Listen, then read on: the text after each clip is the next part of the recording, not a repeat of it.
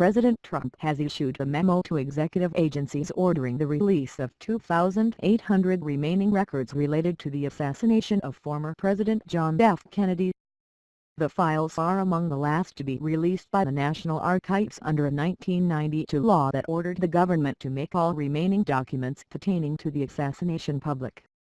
There has long been a trove of conspiracy theories surrounding Kennedy's death in Dallas on November 22, 1963, including doubts about whether assassin Lee Harvey Oswald acted alone, as the Warren Commission determined in its report the following year. Other files are being withheld due to what the White House says are national security, law enforcement and foreign policy concerns. The vast majority of what's being withheld is at the request of the FBI and CIA.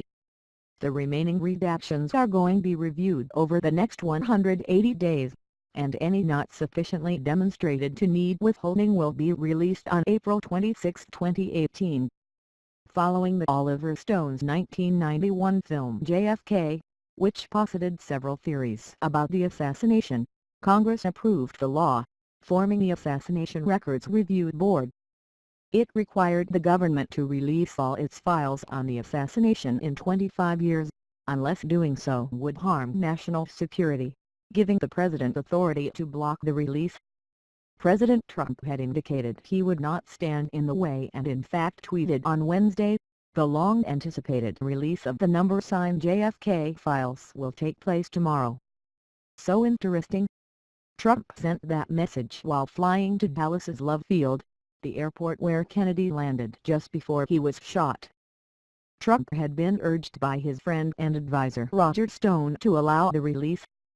Stone has promoted the conspiracy theory that Kennedy's vice president and successor, Lyndon Johnson, was behind the shooting, though there is no reliable evidence to support that.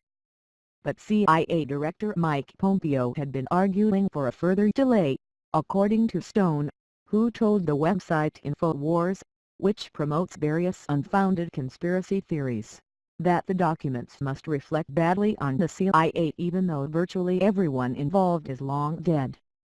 The Washington Post reported that the National Security Council official said government agencies were urging Trump to block some of the files from being released. The pair of Grand Old Party lawmakers have been pushing for a full release. After 54 years, there is no reason, for the sake of honesty and integrity in America, that the facts of the JFK assassination should not be made public, Representative Walter B. Jones, RN.C. said in a statement announcing legislation introduced earlier this month calling for a full release.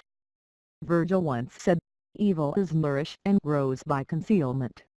It's time to reveal what happened that awful afternoon in 1963, he added.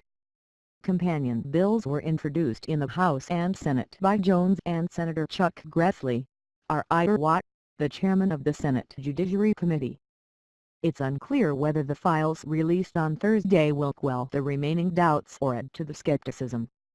A 2013 Gallup poll found only 30% of Americans believe Oswald acted on his own, with theories about other actors ranging from the CIA to the Mafia to Fidel Castro during the 2016 presidential campaign. Trump himself has accused the father of Senator Ted Cruz, R. Texas, of associating with Oswald, citing a cover run by the National Enquirer tabloid.